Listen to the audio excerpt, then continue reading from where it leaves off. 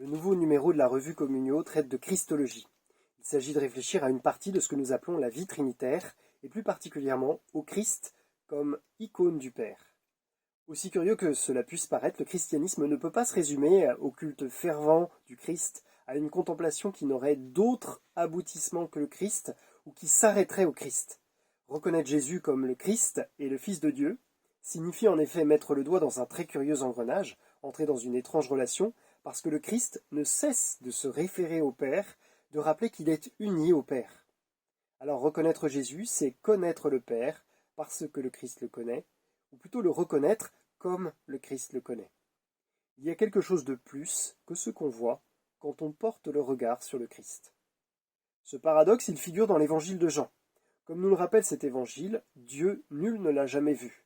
Et dans le même évangile, on lit que le Christ a expliqué ou dévoilé le Père, et le Christ lui-même dit un peu plus loin, « Qui m'a vu, a vu le Père ». Alors au fond, qu'est-ce que nous sommes appelés à voir dans le Christ pour croire? C'est à cette question qu'est consacré le nouveau numéro de Communion. On peut trouver un début de réponse sur la couverture de ce numéro, qui est une ascension de Rembrandt, où toute l'assistance peut voir le Christ qui, lui, ne fait que porter le regard au-delà, vers le ciel, vers son Père. Le titre choisi est le Christ, icône du Père. Ce titre peut surprendre. Icône, c'est un terme qu'on trouve dans l'épître aux Colossiens et dans la deuxième épître aux Corinthiens, où l'on lit que le Christ est l'icône ou l'image du Père. Alors certes, le mot icône ou image utilisé dans le texte est banal en grec à l'époque, mais dans les épîtres, il suppose toute une réflexion, une théologie.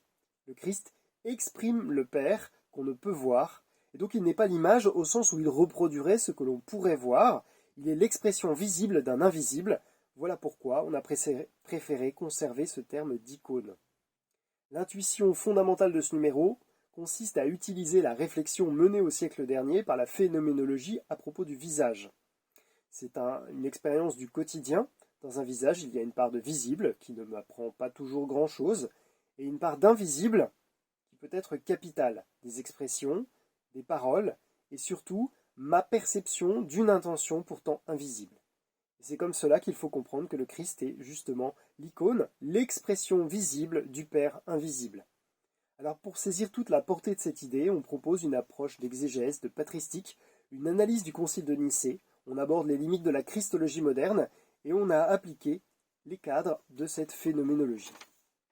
Le questionnement pourrait paraître abstrait, mais il peut aider à se ressaisir de vérités fondamentales. On peut par exemple peut-être mieux comprendre que Dieu n'est pas une transcendance vide et impersonnelle, mais qu'il n'est pas non plus une seule personne, une seule figure devant laquelle nous serions invités à un face-à-face écrasant.